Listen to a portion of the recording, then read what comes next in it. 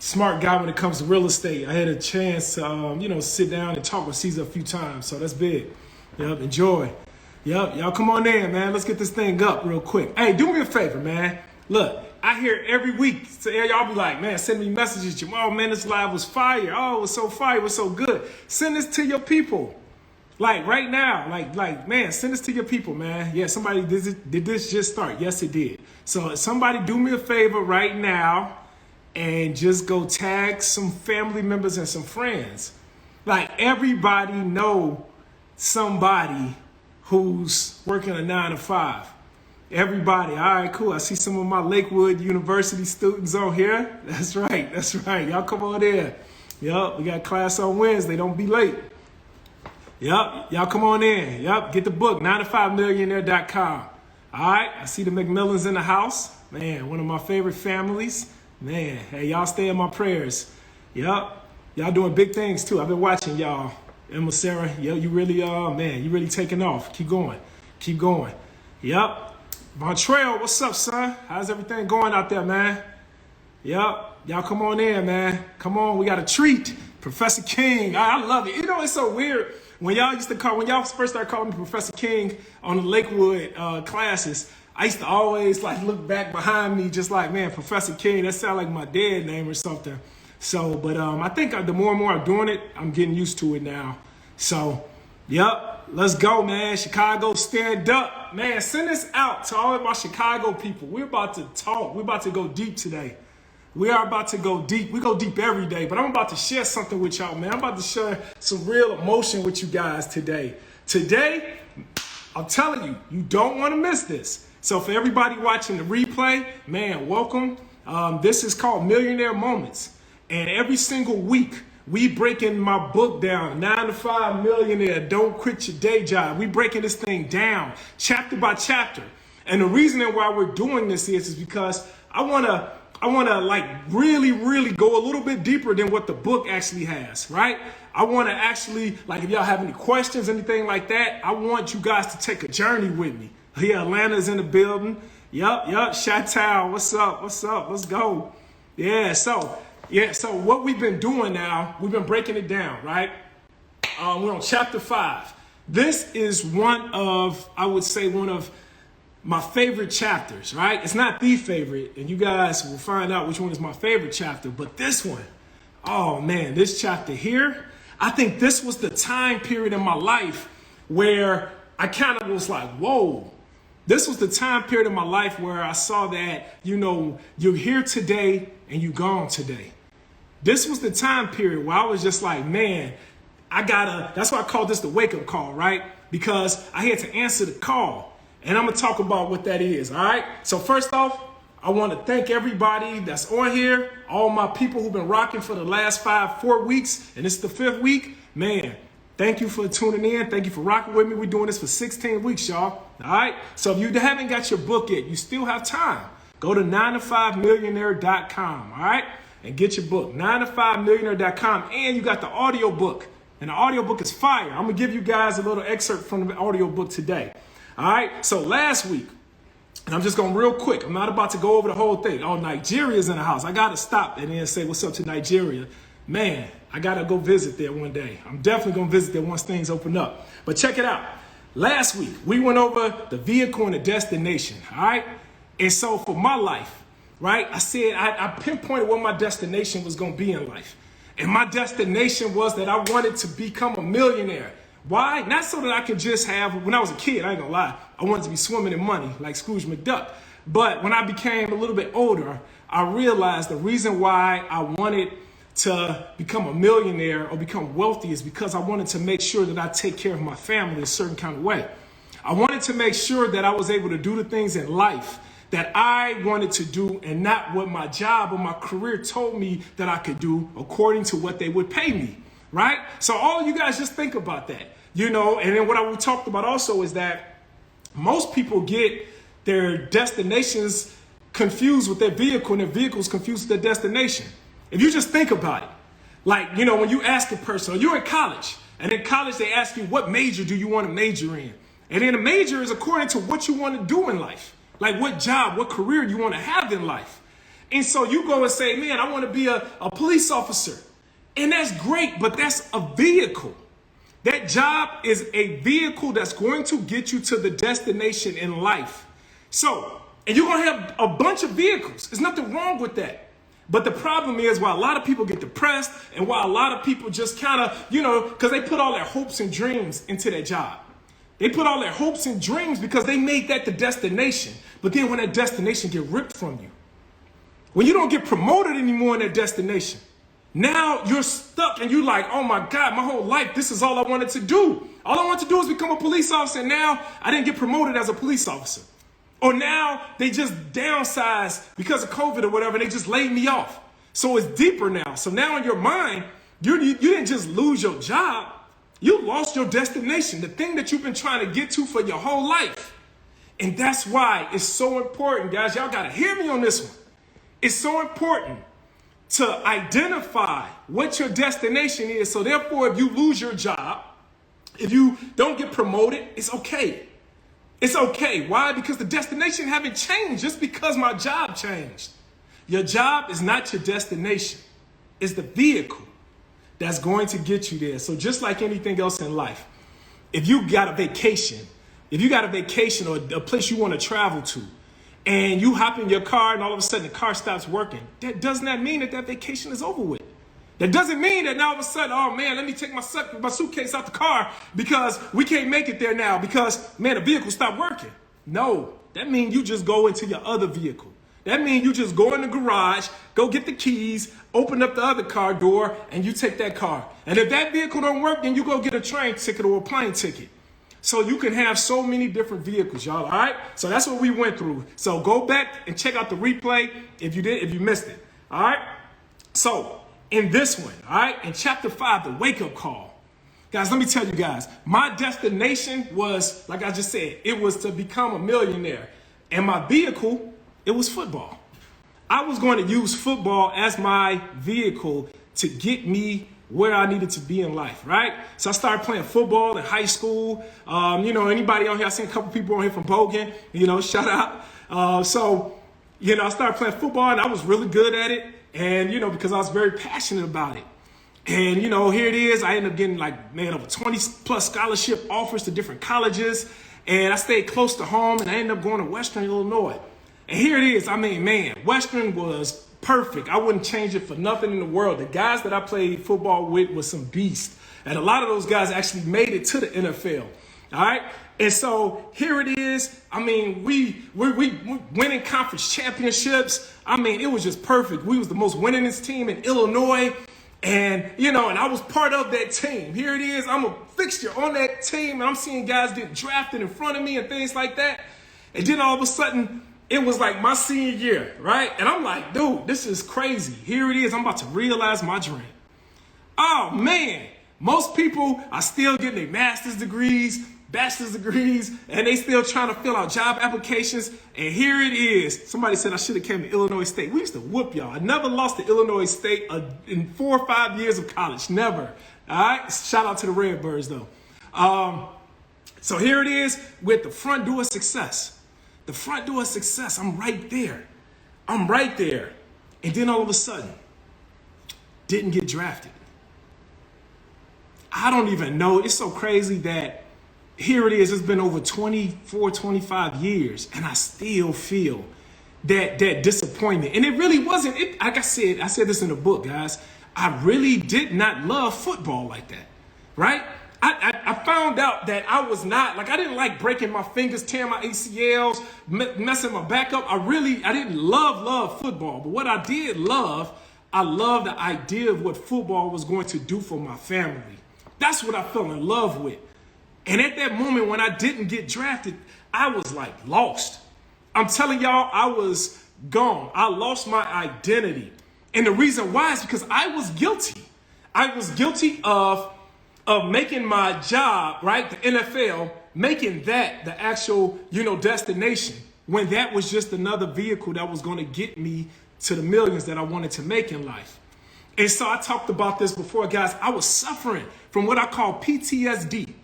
A lot of people talk about PTSD, and that's post-traumatic stress disorder. But see, this PTSD was different.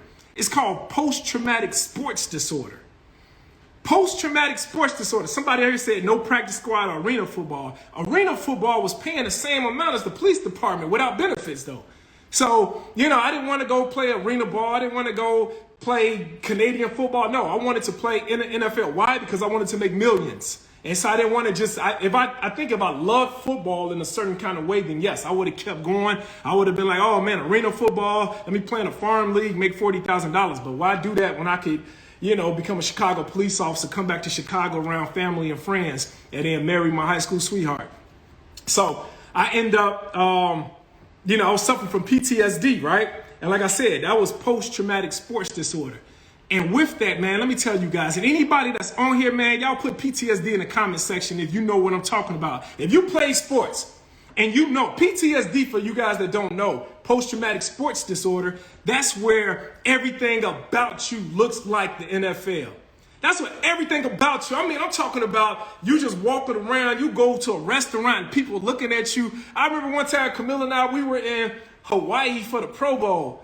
And I was done playing football, and we were standing in line, right, going into a club, and this guy, this huge bouncer, just comes right out, and he just walks to the line, and he's like, excuse me, sir. And I'm like, yes. He's like, oh, you don't have to wait in line. He's like, all the NFL guys are inside the club. They're in the VIP. And I was like, oh, really? And so I was like, okay, well, yeah, that's us. And then he grabbed me, Camille. Camille had a sister and a brother-in-law, and grabbed us out of line, took us through the front door, and this long line took us to the back, and we sitting over there with all these NFL guys that's in the Pro Bowl. Because I looked like I belonged in the NFL. Everything about me said NFL except for my paycheck. Except for the patch. I ain't had an NFL patch. I had to end up getting that CPD patch. And it was just so crazy because I couldn't go nowhere without people just saying, hey, who you play for? And it's so crazy, man, until you guys experience this. It's like, just imagine, your whole life, during the months of football season, you're training, you're getting ready, you're playing, you're preparing, you're eating like a football player, right? You eat and they feed, you taking protein, you lifting weights. Every day you get up and you're working out, and then all of a sudden it's over with. Now all of a sudden it's over with. But yet, your body is used to doing all of those things. And so I literally, not only did I just, got my destination and my vehicle mixed up, I actually became my vehicle. I became the vehicle. And once that football was over with, I was lost, y'all.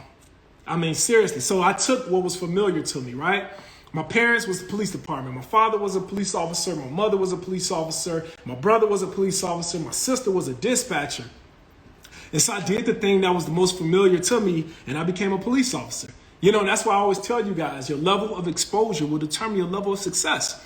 So I was exposed to the police department, and so that's what I ended up doing. I became a police officer unconsciously. And I'm telling you guys, like, I never wanted to be a cop, which is nothing wrong with the police. I love the police. My family's the police. Police has, it has positioned me to go to school, and my family, all my sisters, my brothers, we're all, all my siblings are professionals. And, the police department put food on our table. So I never will knock it. I show it nothing but love.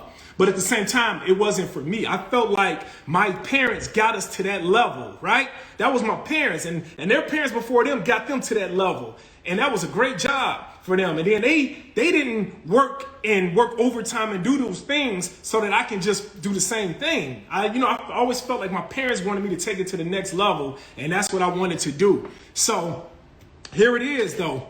I found myself in a squad car, working as a police officer. And during that time, I don't know how I passed the psychological evaluation because, like I said, I was suffering from PTSD at the time. But I still was working as a police officer, in which to most, that was a great job. People was like, oh, Jemal, you doing it. Man, you 22 years old and you a police officer. Oh, you got benefits. You got job security. Man, you really doing it. I didn't feel that way, though. See, when you got the destination set so high, all those other things don't really mean much to you because my destination still was like, man, financial freedom. It was retiring my wife before she ever started working a job. And I knew that working as a police officer, I could not do these things immediately. Not saying that I couldn't do them, but I just knew that it couldn't be as quick as the NFL would have been. So here it is, y'all. I'm working, and man, it was this one night. I'm only 2 months on the job, y'all. 2 months on the job, straight out of academy, rather. 2 months. And it was a crazy night. It was a night like no other. And when I say it was a night like no other, I'm going to tell you why. Now, for everybody that heard the audio book, you know, I need y'all to bear with me because I really want to paint the picture for all the people that's on here that haven't heard the audio book yet. So I'm about to actually play a clip of actually what took place as a police officer. And it's crazy because that night, it was like a night like no other. I remember it because I was working midnights, right? I was working a midnight shift. And here it is, my partner and I, we didn't have much going on that day. And we was just riding around. And my sister was actually working that night as a dispatcher. And, you know, and it was like, we got a call of a curfew, right? It was curfew violators, meaning that it's some young kids that's outside and they wanted us to just make sure that we take these kids home, get them off the street so nothing happened to them. And so at that moment, me and my partner, we rolled up on these on this group of kids. And then I'm about to play this story right now. Y'all listen up. Put in the comment section, you can hear. I'm about to play it right now.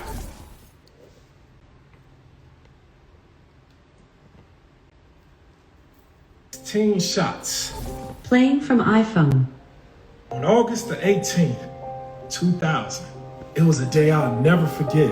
I still remember it just like it was yesterday. Me and my partner, we were riding around in the streets of Chicago, kind of with nothing to do. It was midnight. I remember it was just real dark that night, real quiet on the streets. The radio was super quiet, and we got a call, ironically from my sister. Curfew violators. We took that call, and as we drove to the location, we saw several teenagers standing outside under the streetlight. We pulled up on the teenagers and asked them how old they were, where they lived, you know, routine questions. One of the teenagers that I was speaking with, he told me he was 16. I said, okay, we're gonna take you home.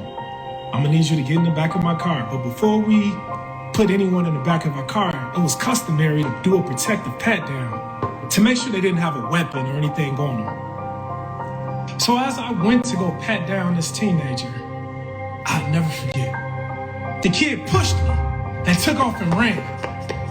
Now, you guys remember earlier in the book where I told you that I was 6'3", 220 pounds, and I was training for the NFL just previously, right? So I kind of got in my football stance, and I was like, kid, you really want to run away from me right now? Like, man, look, I've been training for the NFL. I'm looking to make some more tackles. So as the kid took off, he ran down this dark alley. And look, I was like 5 yards behind him. Notice I said 5 yards, right? I was still suffering from that PTSD. So I was right behind the kid. The kid dashed off to the right and ran in between 2 apartment buildings.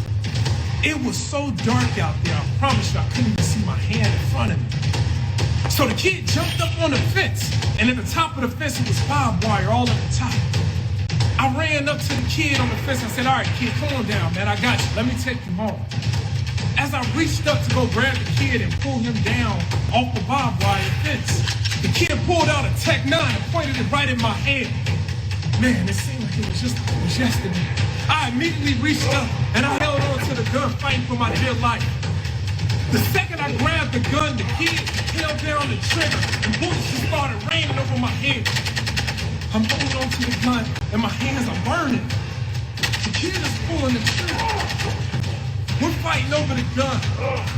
And as we're fighting over the gun, my partner finally pulls up. Now I remember it was pitch black, so my partner couldn't see exactly who that was on the fence. If it was me or the kid shooting at him, he couldn't see what was going on. So my partner pulled out his gun and he started firing right back at me and the kid. I fall to the ground, fighting for my dear life. The kid falls over to the other side of the fence after dropping the gun onto my side of the fence. My partner's just sitting there, just unloading his gun in that direction. The kid takes off running down the street. My partner finally stops shooting and runs over to me and says, yo, Jemal, I didn't even see you, man. You okay? You okay? And I remember thinking to myself, like, no, I'm not okay. Like, just at that very split minute, I remember just saying, like, man, all I wanted to do was just get a job with benefits, you know? And here it is now, I just fought for my life. So we called in to Chase, my partner and I. Man, I'm over here. I got goosebumps, like literally on me. No matter how much I hear this story or listen to this story, it gets me all the time. I'm talking about it gets me inside of here.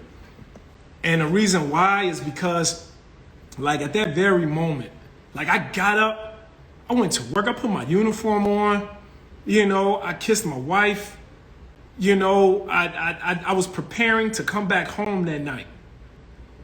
And here it is.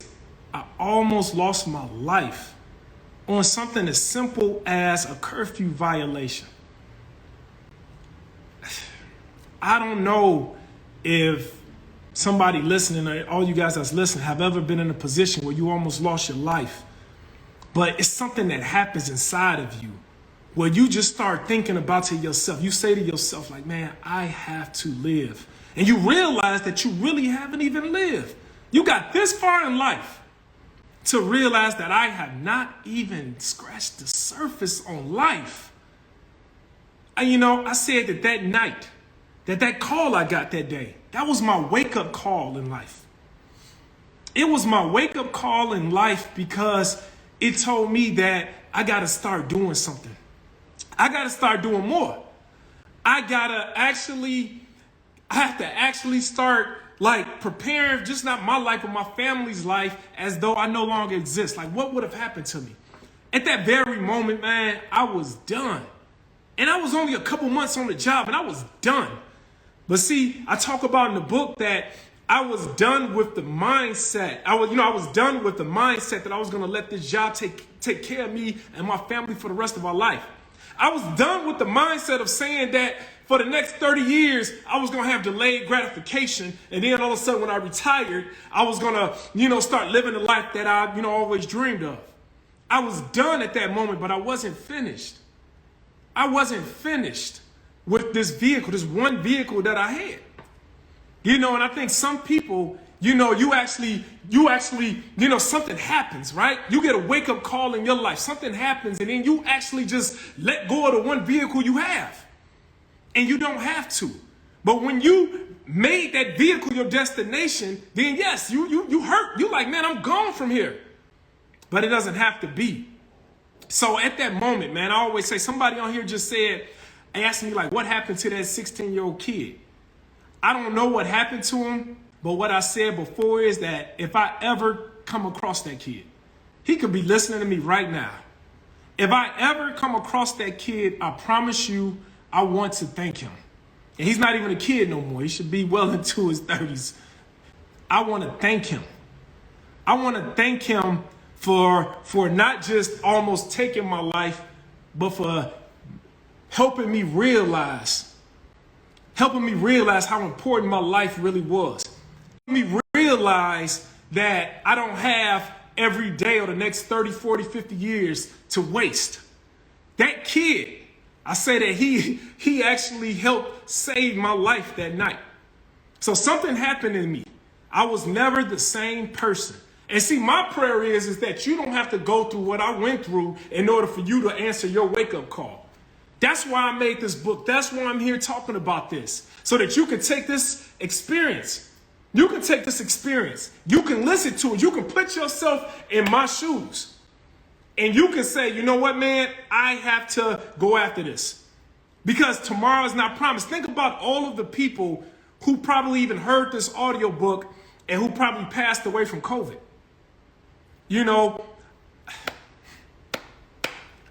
Guys, the worst thing in life is not really passing away. It's not everybody's going to do it. The worst thing in life is passing away, or being on your deathbed and realizing that you haven't even really lived. That's the worst tragedy in life. A life that's not lived yet. So that's why I'm so passionate about what I talk about, y'all. That's why I'm like, man, y'all got to get this, because tomorrow's not promised to any of us. Tomorrow's not promised to any of us. And so it's like, you know, live while you're still alive. And then it's important to do it while you're young. You know, it's important to do it. Somebody told me, it was a person that sent me a message. They were 63. And they said, man, Jemal, I wish I had this information back when I was in my 20s or 30s. And they was like, do you think I'm too old? I was like, no, you're the youngest you'll ever be. You are really right now the youngest you'll ever be in life. And if you wait 5 more years, you'll be 68. So it's like, do it now. Get that experience. And then I talk to my wife all the time about having the full experience of life. That's what it's about, man. We're going through this journey together. And you did not marry me or allow me to take your hand in marriage so that we can have lack. It's like after that happened, I promise y'all, I went all in. I went all in on my health. I went all in on my family. I went all in. What are you going all in on? What are you going all in on? And so I need you guys to really think about that, man. And the thing about it, maybe you're like me or you're like most people, right?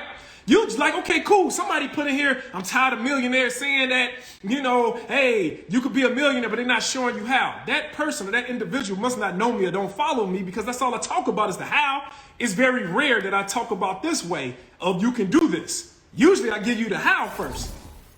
So, but right now I'm coming up with the why. And if you really want to know how, if you're serious about that, go to makerealestatereal.com. No joke. No joke. If you're really serious about financial wealth. Because through this course, we have taught thousands of people the how.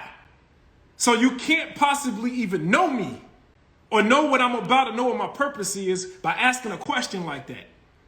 We have changed thousands of people's lives. And the reason why we're doing this is because we want you to change. But you got to do the first step. And you have to change. So you have to change. And so, man, I got a person that I want to bring up on here. And I just want to show you, like when I said that I was done with the mindset and that at a young age, I knew that I needed to go all in. I knew because I wanted to give my family a better life. I wish that I could get on live when I was in my 20s so you guys can see the grind I had. You can see the passion I had in my 20s after this shooting took place. But because I'm now in my 40s, I want to show you somebody who's in his 20s who got that same kind of grind. I'm going to bring him on now.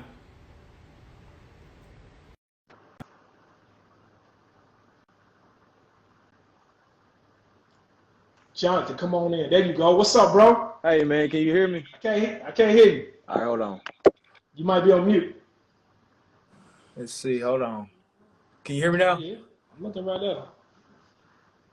What about now? Jonathan, I can't hear you.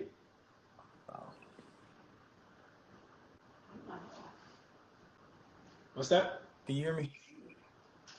Okay. Hold on. Yep, you might have to check your. We can hear them. They said they can hear you. Can y'all hear me? It's crazy. I don't hear you. I guess everybody else can hear you, but I can't hear you. That's crazy. I can hear you. I can't hear you. Why don't you click off and then try to click back on, bro? Okay.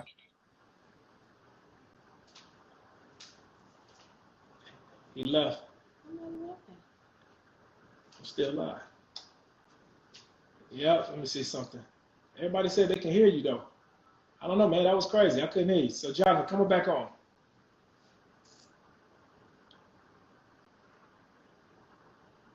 I can hear both of y'all. All right, that was weird, though. Let's see. Oh,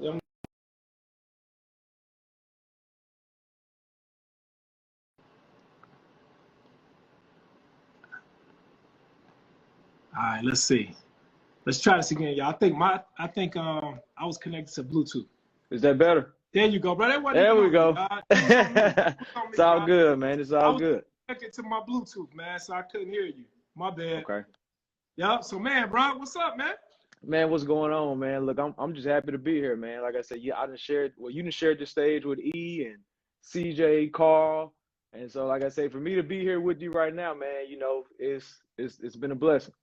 Oh, bro, but no, man, a blessing is all mine, bro. Like, hey, I'm sharing the stage with you right now, man. Look, why? Because people are like, man, who is Jonathan? So, man, why don't you tell everybody who you just, tell them who you are, bro. Got it. So yeah, man. So and I just start like how I even got going with the 9 to 5 thing. So I've always listened to Eric Thomas, man. Just been a big self-development kind of guy.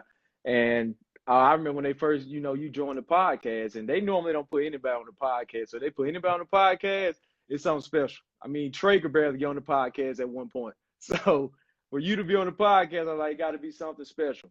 But anyway, man, I went to the 1% conference in New Orleans about a year and a half ago, and you were speaking about like the real estate thing, and so the PTSD kind of like drew me towards you because like I played sports, and I thought I was the man in high school. Like I wasn't a top recruit, but I mean, I played ball. I was a decent athlete, man. I had that chance to go to junior college and play, and so I got a wake up call, and mine was like an actual real phone call. We had a coaching staff change, and what happened was I kind of caught up in the numbers game. They sent me home, and when it resonated with me at that time, like man, I cried like a baby. Like I was probably 17, 18 years old at that time. I really cried like a baby, man. And just coming back home, people thinking that you're about to go to the NFL, you're gonna be that man someday. Like it really kind of like I was at a depressed state for some months at a time. And then I started working. One of my friends earlier mentioned I was working at Walmart, and actually in a part of town where I played football. So people would come in there, they would see me, and like man, like they see you standing Bro, behind the cash register. I did. Hey, when it was football season, Yeah. I used to hide, bro. I used Yeah. to hide so that people would still think I was playing ball.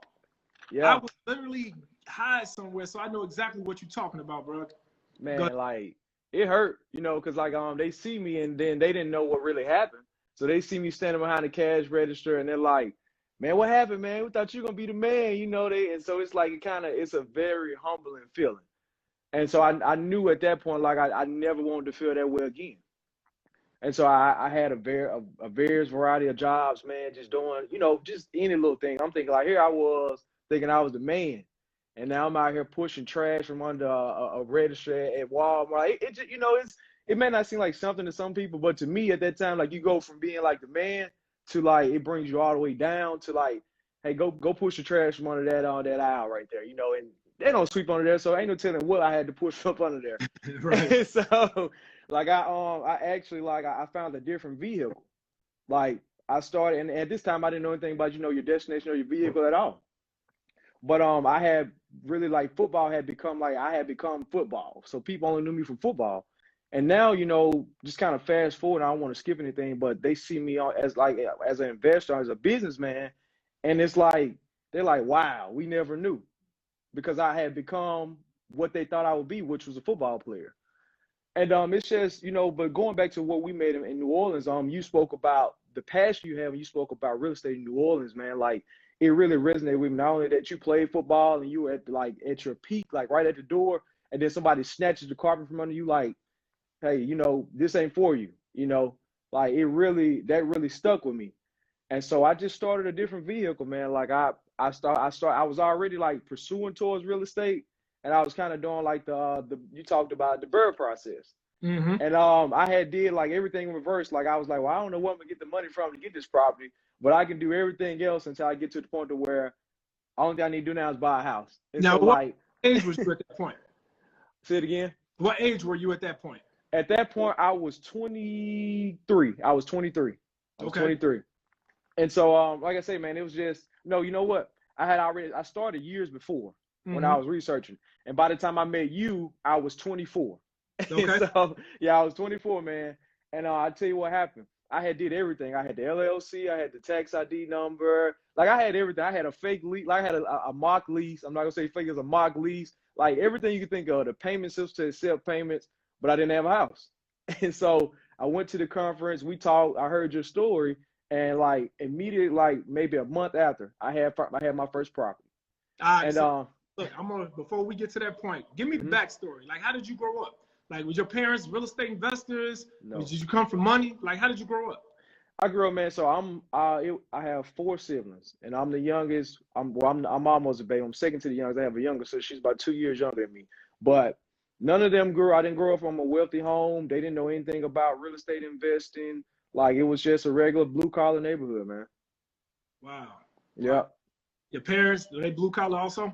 blue collar all the way, man. Like I tell you what happened. I was the first person to like graduate. Like out of all my siblings, I was the first person to graduate high school. Like they were just everybody just blue collar. Like they went down that path. They tried it. It didn't work. So pretty much like what was you taught as far as with your 9 to 5? Like, Oh, benefits. Go get you a good job. Go give to me college, graduate. some keywords, bro. Benefits, man. Go. You know the story. Go to school, Benefits, graduate. job security.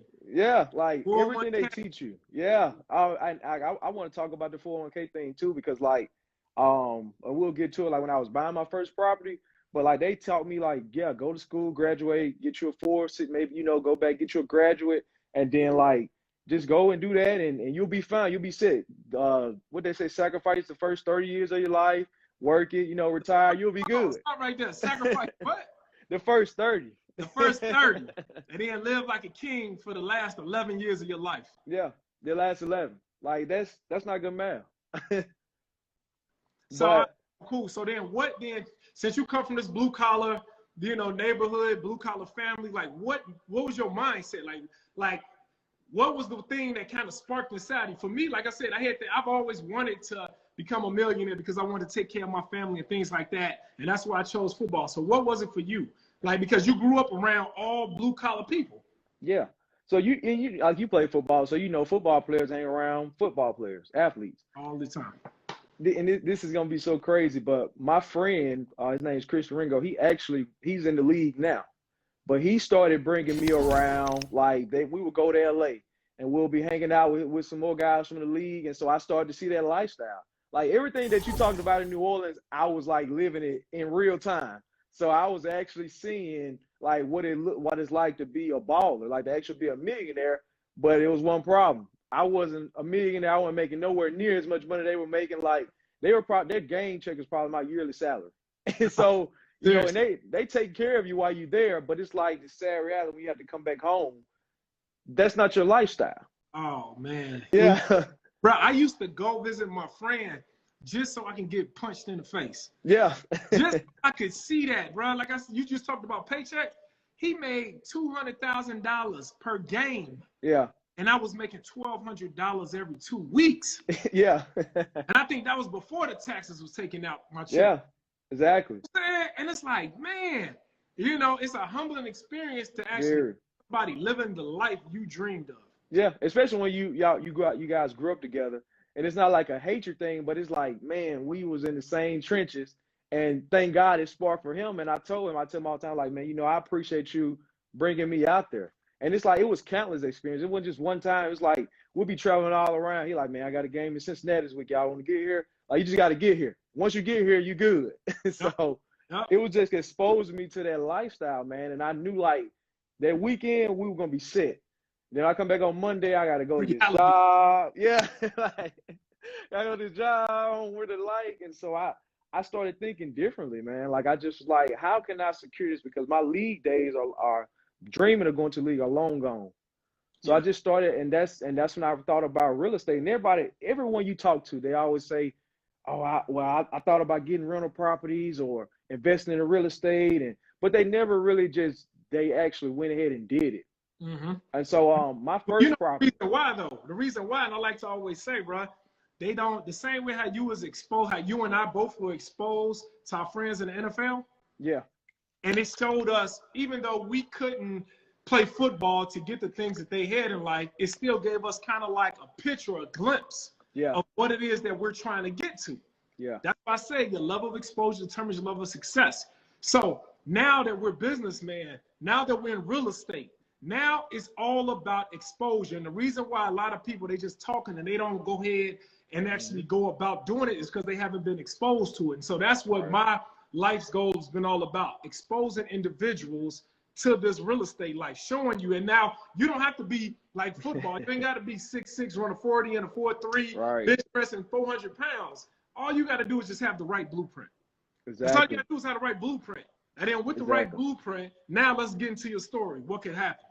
Yeah, and so like I said, just focusing on my first. Well, I got turned over real estate. You know, I did my research, and I think one key piece, because I don't want to skip over this, knowing, just analyzing the properties and knowing your numbers.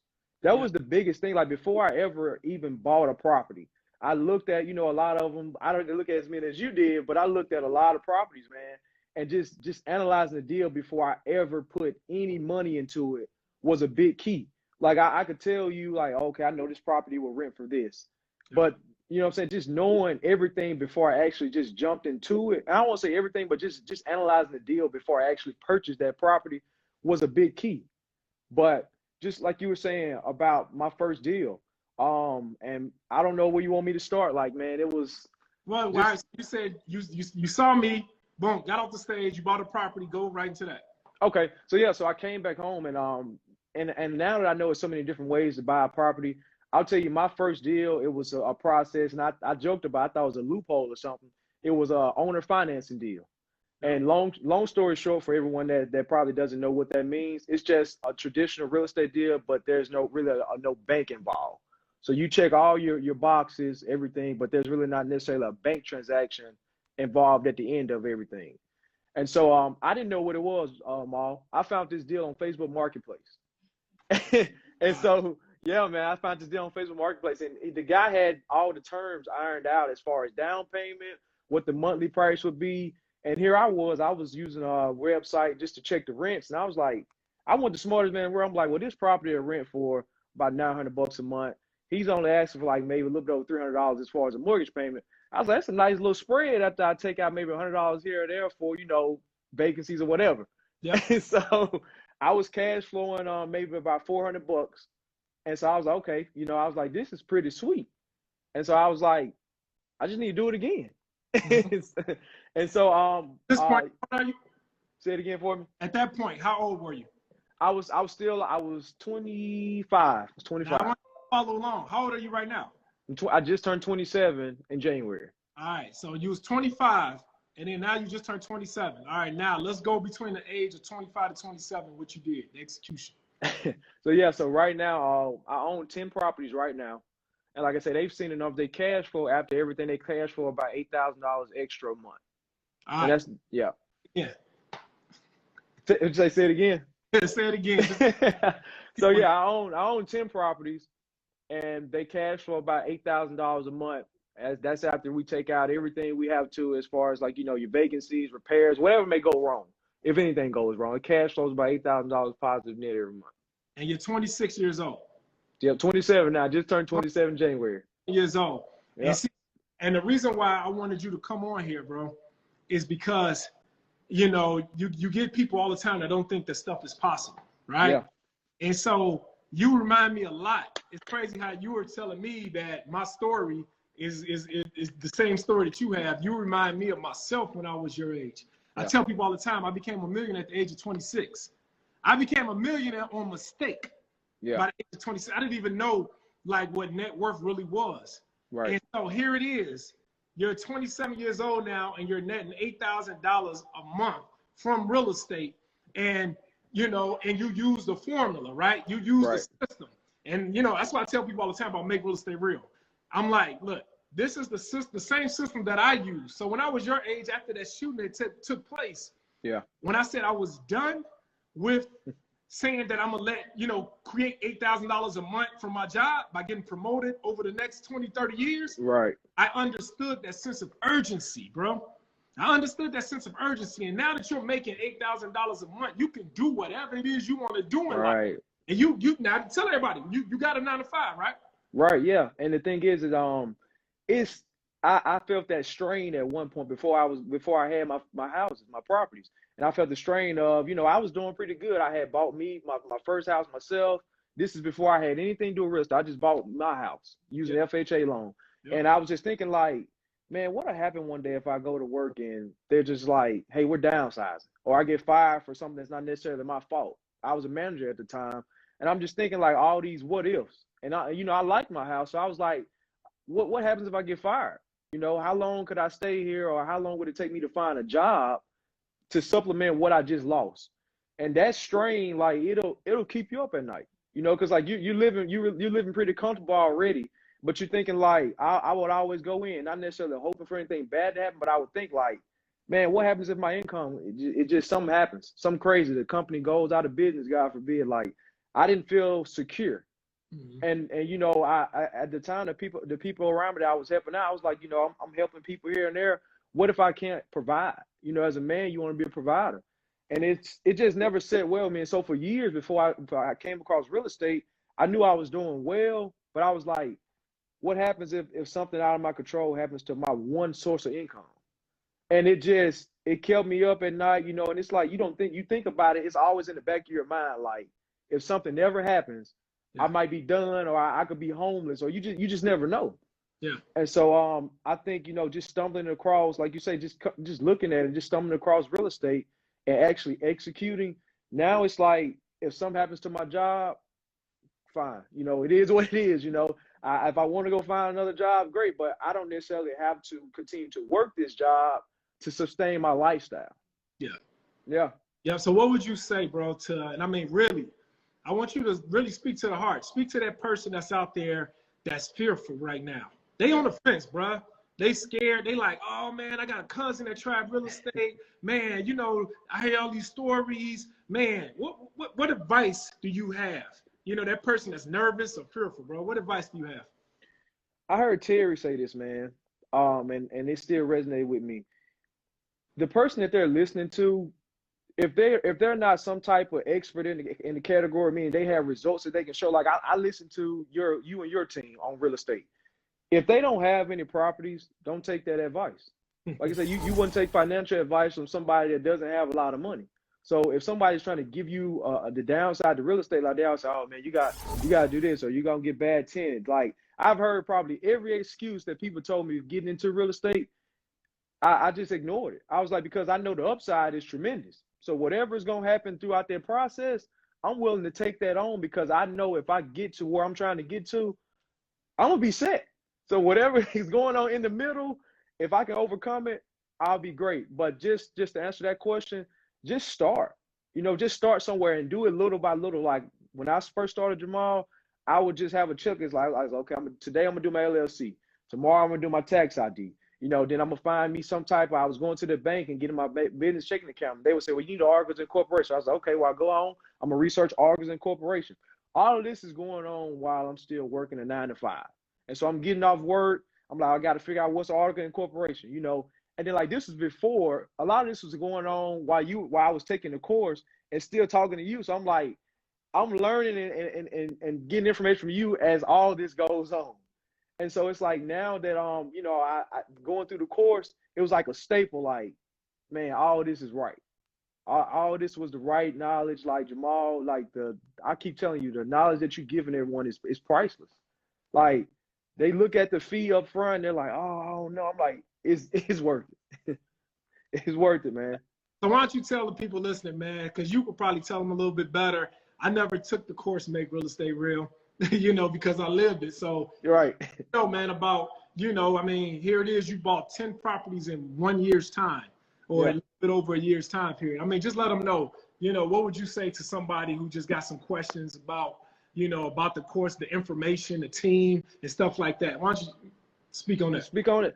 It's worth it, and it's the course is great, but it's the access to your team that kind of just tops it all off. So like if you have a question about anything in the course, you can email, they'll give you the number to call them, you can text them. Like they're real people. This is not like a call center set up and somebody just randomly has on the phone and they may know what you're talking about. Like these are real people. And so they're here to help you throughout the process.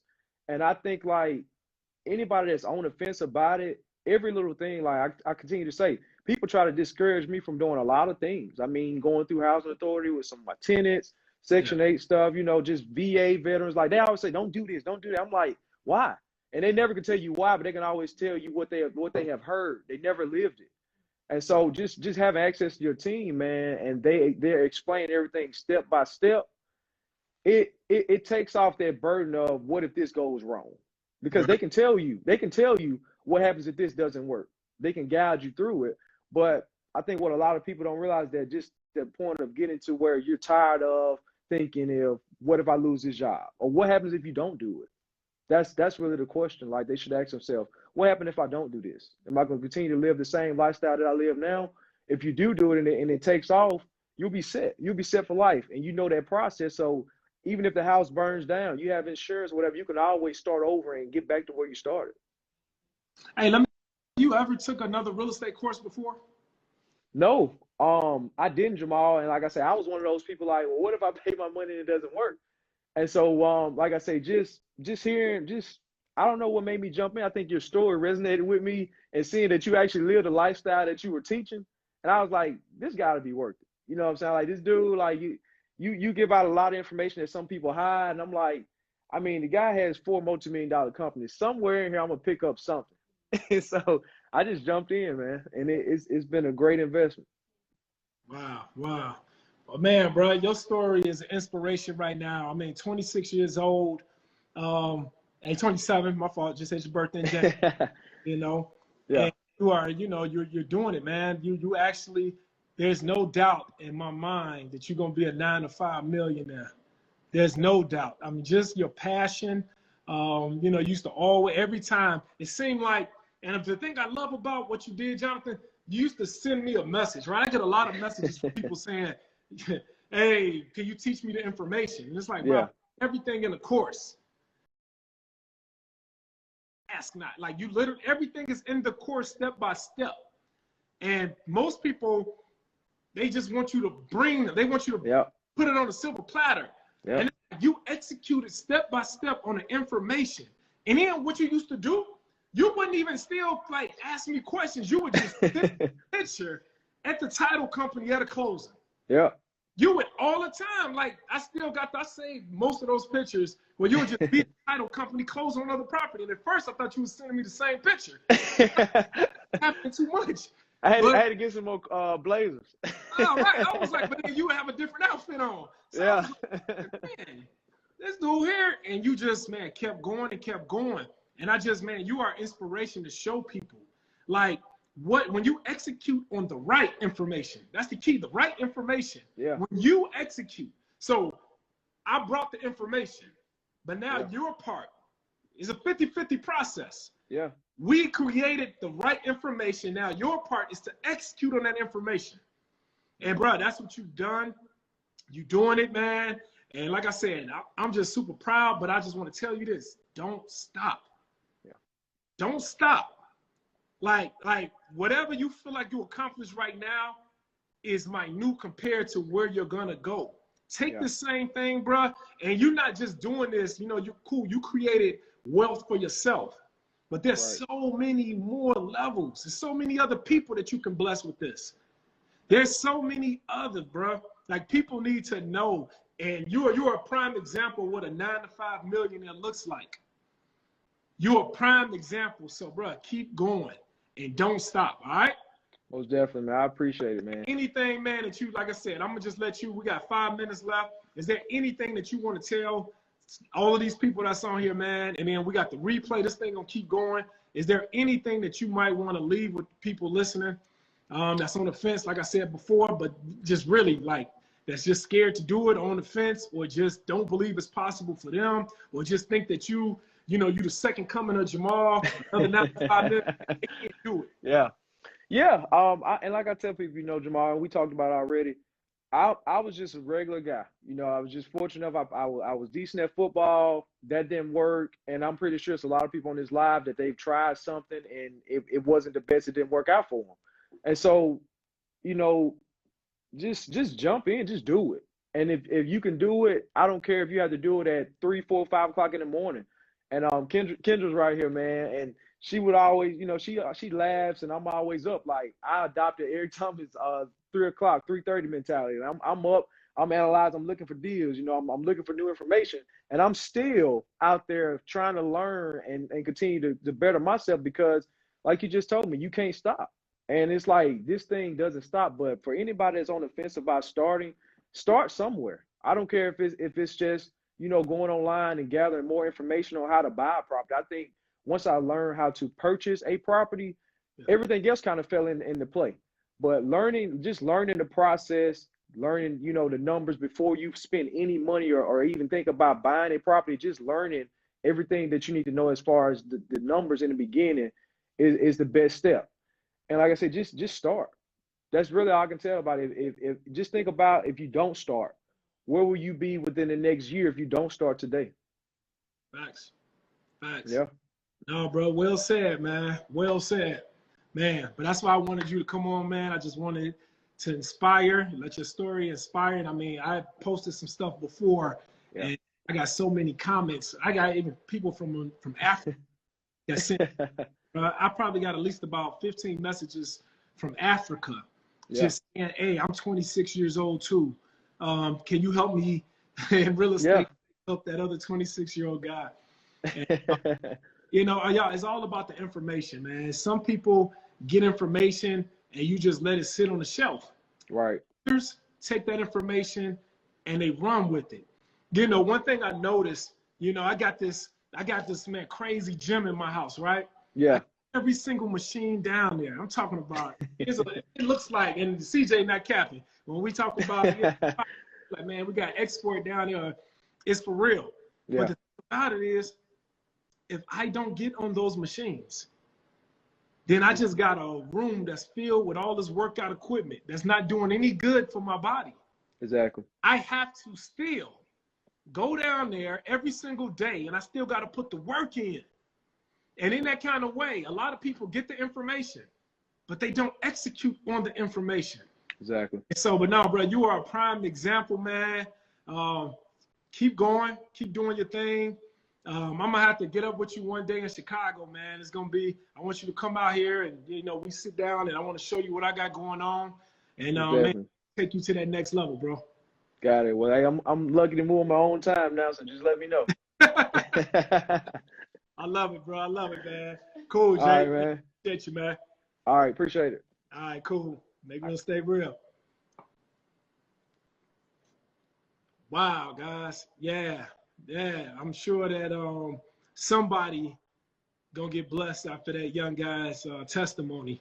And so, but my question is, while we wrapping this up, my question is, who's next? Who's next? My wake-up call came in the form of getting shot at. What will your wake-up call look like? And when it happens, will you answer the call? Or will you just push snooze on it and pretend like it didn't happen? I'm telling y'all, I'm going to keep saying this until the day I die. It's possible. You are one property away from taking care of something in your life. You're one property away from replacing that 9-to-5 that you want to get away from. You're one property away from retiring a little bit earlier. You don't have to do 30 years. You're one property away from living that retired life while you're still working. So I just wanted to show you guys, if I can do this and become a millionaire. I started investing at the age of 22. I became a millionaire by 26. Jonathan, he started investing, I think he said at 24, and he's already making $8,000 net cash flow right now at the age of 27. I'm telling you guys, you can do it too. There's nothing special about me. There's nothing special about Jonathan. But the thing that we both have in common is that we know how to execute on the information given. So, man, I just wanted to share that part, man. This chapter, man. When you get the book, you actually get the audio book, and the whole audio book sounds exactly like you guys just heard. So, next week, we go into chapter number 6, and that's going to be fire also. We just going, and I'm going to keep bringing people on here, and you know what? And make sure you tune in and your family members tune in, because we actually going to be giving some courses away. I want some of you guys to I want to invest in some of you guys, and I want you guys to do this, man. This is life-changing. This is not just a real estate course. I put this together after I got shot at. I put this together while I was in a hole. I put this whole thing together. So, the Bible says, write the vision and make it plain. People usually stop right there, right? It says, write the vision and make it plain. But why? Why? It says so that others It says so that others may run with it. Guys, I'm living, I'm living a blessed life right now. I wrote the vision. I wrote the vision and I made it plain so that Jonathan can run with it. I wrote the vision and I made it plain so that you can run with it. So the vision has already been written and it's been made plain. Now it's time for you to do your part and run with it. All right? I'm going to see y'all next week, same time. This has been Millionaire Moments, 9 to 5 millionaire. Don't quit your day job just yet and make real estate real. Man, I believe in every single person on here, man. And I believe there's a millionaire in you. Let's go.